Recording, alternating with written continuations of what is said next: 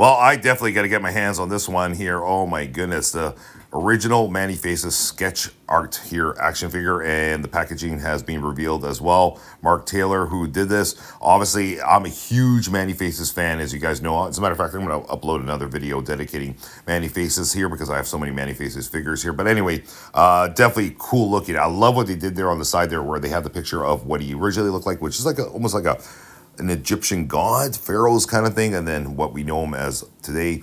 Really nicely done. I haven't seen this go up for pre-order as of yet, but I'm assuming pretty soon, but definitely got to get my hands on this one.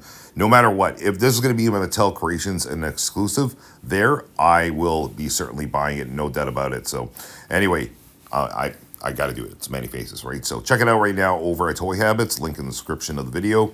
And as always, guys, do drop a comment below, hit that like button, and of course, we'll see you guys in the next video. All right, take care, everyone.